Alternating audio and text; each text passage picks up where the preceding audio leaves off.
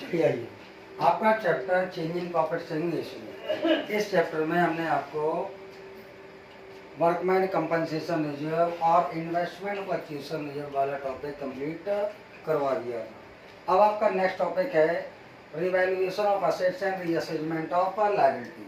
तो for this purpose be prepare revaluation account. Okay, for this purpose be prepare revaluation account. तो revaluation account की क्या requirement है भाई? At the time of change in profit sharing ratio हमारी firm में बहुत सारी एसेट्स और बहुत सारी लायबिलिटीज होती हैं। तो होता क्या है कि eight the time of change in profit sharing ratio partners ratio change करते हैं और उसके बाद अकाउंटिंग ट्रीटमेंट ऑफ गुडविल होता है और उसके बाद reserve and accumulated profit and loss का भी अकाउंटिंग ट्रीटमेंट हो जाता है। जब इतने सारे चेंजेस होते हैं तो ऐसी कंडीशन में eight the time of change in profit sharing ratio all partners decide that all assets and liabilities of the firm will be revalued. कि हमारी फर्म में जितनी भी असेट्स और जितनी भी लायबिलिटीज होती हैं उन सारी असेट्स उन सारी लायबिलिटीज का हम रिवैल्यूएशन कर लें। कंफर्म हुआ? तो for this purpose be prepare revaluation account. Confirm हुआ? For this purpose be prepare revaluation account. Okay, तो होता क्या है कि रिवैल्यूएशन अकाउंट का क्या कॉन्सेप्ट होता है? What is the nature of revaluation account? तो the nature of revaluation account is nominal account. The nature of revaluation account is nominal account. और नॉमिनल अकाउंट में हमको करना क्या होता है वो देख लो। हमारी फर्म में जितनी भी असेट्स और जितनी भी लायबिलिटीज होती हैं उनका हमें करना होता है रिवैल्यूएशन। तो सारी असेट्स और लायबिलिटीज के बेस पर हम अपने बिजनेस का लॉस और प्रॉफिट फाइंड कर लेते हैं। कैसे? कि भाई what nature of revaluation account is nominal account. देखो, the nature of revaluation account is nominal account. Revaluation account का नेचर क्या होता है आपका? Nominal account. और नॉमिनल अकाउंट का शायद रूल आप सभी लोगों को पता है। क्या होता है? देखो, all expenses and losses will be debit,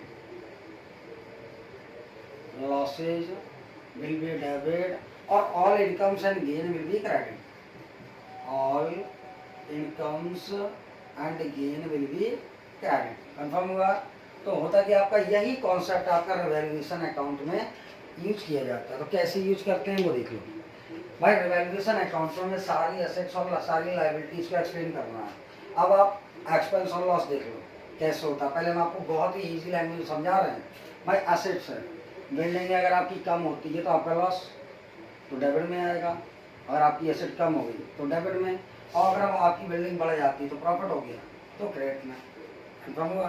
तो decrease in assets will be shown in debit side और increase in asset will be shown in credit side. इसका जस्ट अपोजिट, अगर लायबिलिटी कम होती है हमारी, लायबिलिटी डिक्रीज हुई तो बिजनेस का प्रॉफिट ये क्रेडिट में आएगा। और अगर लायबिलिटी आपकी बढ़ जाती है तो आपके बिजनेस का लॉस, इन फ्यूचर आपको ज़्यादा पे करना पड़ेगा तो ये आपका डेबिट में आएगा। कंफर्म हुआ?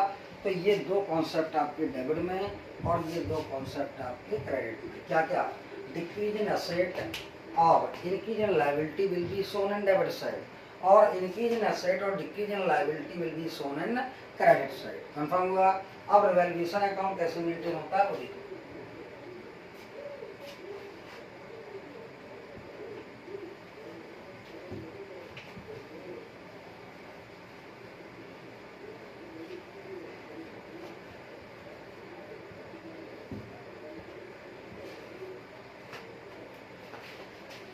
तो रिवैल्यूएशन अकाउंट का फॉर्मेट आपका क्या होता है वो देख लो।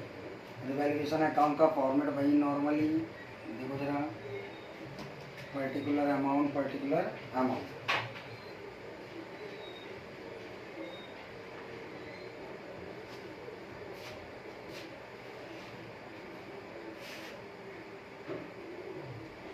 पर्टिकुलर अमाउंट और फिर पर्टिकुलर और अमाउंट। कंफर्म हुआ? ये हो गया आपका रिवैल्यूएशन अकाउंट का फॉर्मेट। ये डेबिट पोर्शन, ठीक है, पर्टिकुलर अमाउंट और पर्टिकुलर अमाउंट, ये क्रेडिट साइड। ओके, देखो है क्या अभी मैंने आपको जस्ट अभी बताया था कि आपके डेबिट में क्या क्या आता है। असेट्स अगर डिक्रीज होगी तो डेबिट में आएगा लायबिलिटी इंक्रीज होगी तो डेबिट में आएगा। और क्रेडिट में क्या क्या आएगा वो देख लो। असेट्स अगर आपकी इंक्रीज होगी तो क्रेडिट में आएगी, और लायबिलिटी आपकी डिक्रीज होगी तो क्रेडिट में आएगी। तो इन्हीं कॉन्सेप्ट के अकॉर्डिंग हमें कैसे कंपोनेंट मीन्स पॉइंट शो करने होते हैं। देखो जरा, आपका पहले to decrease in asset, decrease in assets will be shown in debit side.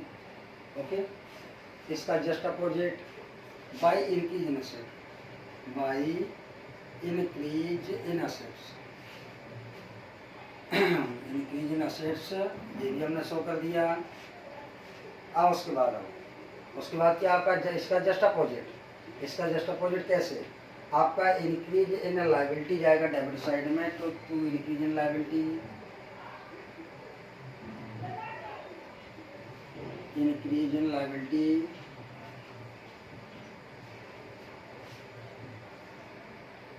और उसके बाद आपका यहाँ पर आ जाएगा by decrease in liability.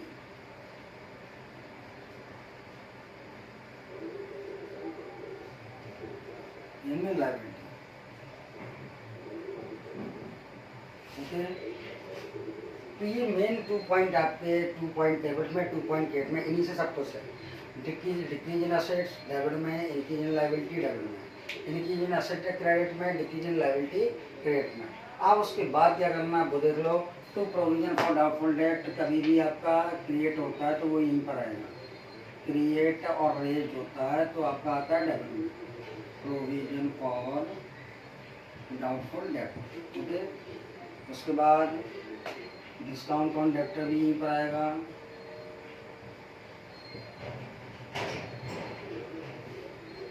On debtors. उसके बाद आउटस्टैंडिंग एक्सपेंस, मतलब जो लायबिलिटी क्रिएशन और क्रिएट वाले पॉइंट होते हैं वो भी यहीं पर आ जाते हैं। Outstanding expense, income received in advance, income received in advance, in advance.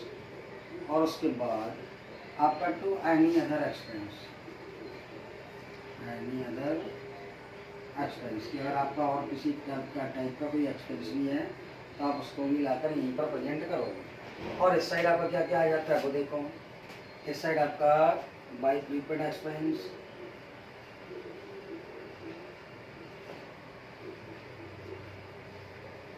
क्योंकि इससे आपकी असेट्स बढ़ेगी। By accrued income, by accrued income ये भी यहीं पर आ गई। और उसके बाद और भी कोई असेट से इंक्रीज वाले पॉइंट होते हैं वो भी आपके यहीं पर आ जाएंगे। अब आप क्या करोगे, दोनों साइड में डिफरेंस फाइंड करोगे। तो डिफरेंस कैसे, if the total of credit side is more than debit side, मान लो यहाँ का टोटल आपका 2 लाख है, यहाँ का टोटल है आपका 1 लाख, तो आप क्या करोगे कि क्रेडिट साइड के टोटल से आप जब डेबिट साइड के टोटल को लेस करते हो तो यहाँ पर आपका जो आएगा वो क्या होगा, वो होगा आपका to profit on revaluation, to profit on revaluation.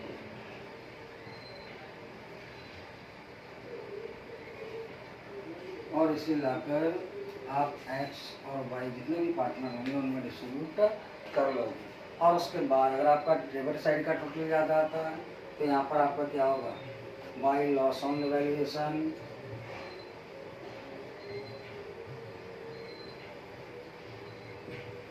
Loss on revaluation, तो आप इसे लाकर एक्स और वाई में डिस्ट्रीब्यूट कर लोगे। और दोनों में एक ही चीज़ होगी, या तो आपको प्रॉफिट ऑन रिवैल्यूएशन होगा या फिर आपको लॉस ऑन रिवैल्यूएशन हो जाएगा। कंफर्म हुआ? चलिए आइए।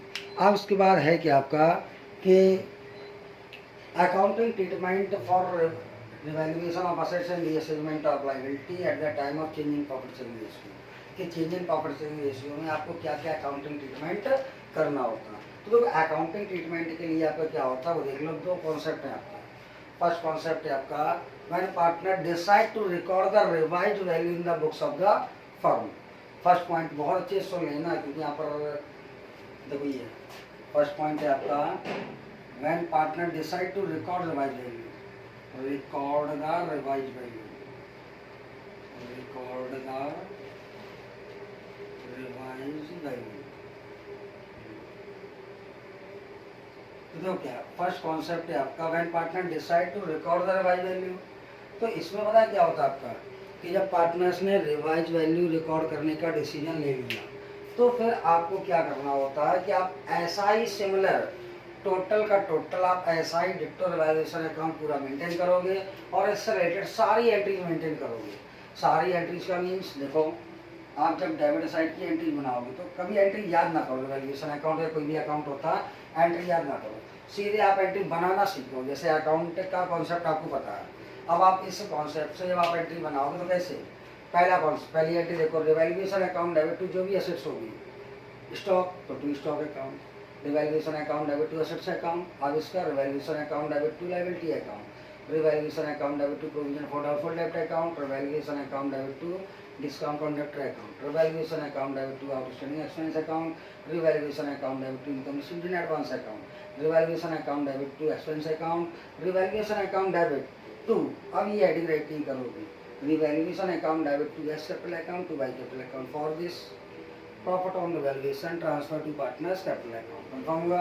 अब इस साइड की एंट्री बनाओ, तो इस साइड की एंट्री कैसे बनेगी देखो, ये बाई वाली चीज़ों को हम करते हैं डेबिट, तो कैसे होगा देखो जब इस साइड की एंट्री मेंटेन करोगे तो assets account debit to revaluation account, अब ये बाई वाला बाई का मीन्स क्या होगा डेबिट, तो इस पॉइंट को डेबिट करोगे रिवैल्यूएशन क्रेडिट करोगे, तो कैसे assets account debit to valuation, liability account debit to valuation, prepaid expense account debit to valuation और accrued income account debit to valuation, और जब लॉस ऑन वैल्यूएशन होगा तो X capital account debit Y capital account debit to revaluation.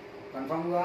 ये आपका first है, कौन सा मेथड देखो, when partner decide to record the revise value. Okay, अब सेकंड देखो, उसमें सेकंड में क्या करना है वो देखो, सेकंड है आपका when partner decide not to record the revise value. इसको भी देख लो, ये भी हम आपका बहुत अच्छे से अभी एक्सप्लेन किए देना है क्विकली। ओके, ज़्यादा टाइम नहीं लगेगा आपको।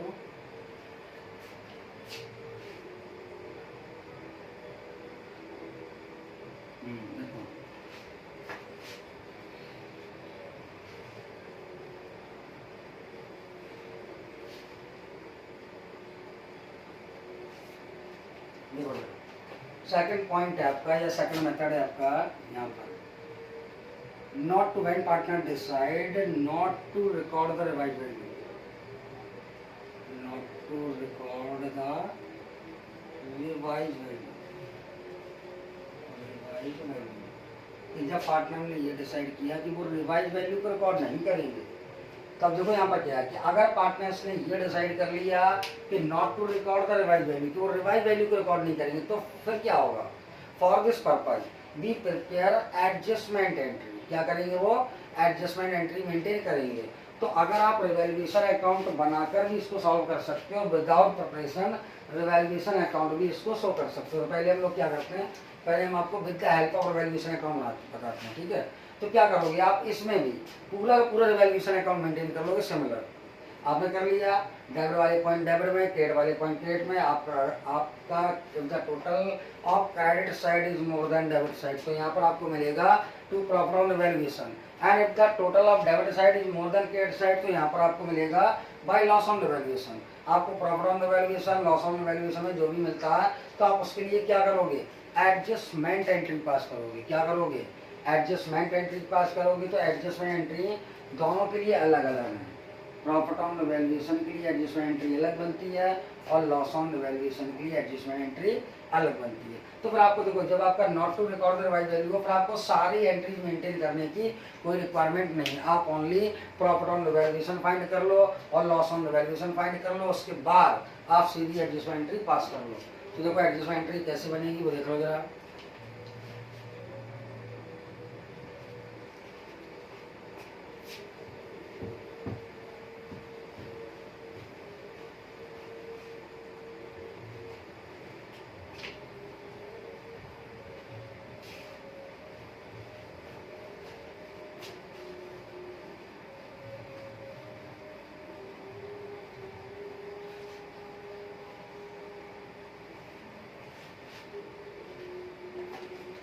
तो adjustment entry for profit on valuation, adjustment entry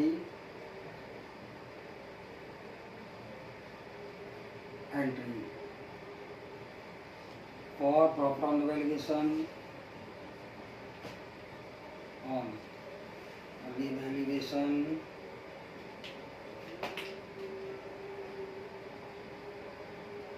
profit on revaluation or adjustment entry for loss on revaluation. Adjustment entry for loss on revaluation. Loss on revaluation. Okay, तो कैसे करोगे? देखो दोनों के लिए अलग अलग चीज़ है। ये आपका देखो जरा कि प्रॉफिट ऑन रिवैल्यूएशन के लिए आपकी एडजस्टमेंट ही पास होगी। Gaining partners capital account debit,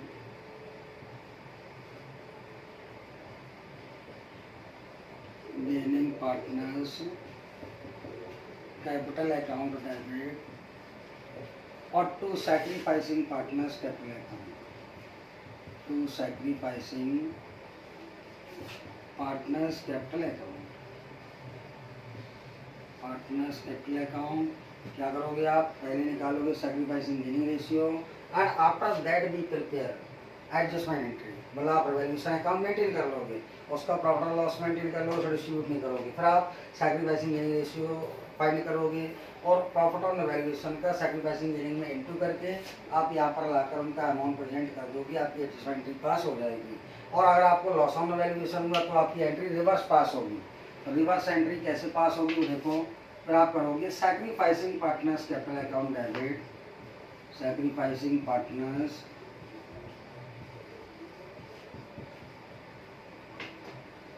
capital account debit to gaining partners capital account, to gaining partners capital account. Okay,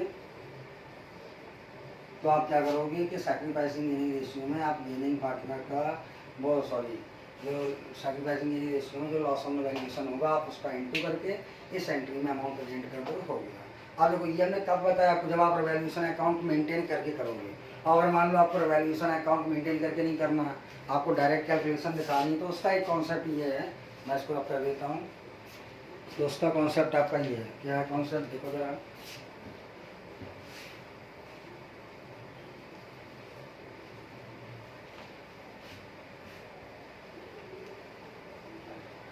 not to record. Okay भाई, मेथड चल रहा है आपका नॉट टू रिकॉर्ड वाला। तो यहाँ पर आप क्या करोगे, जो ऑल पॉइंट्स ऑफ क्रेडिट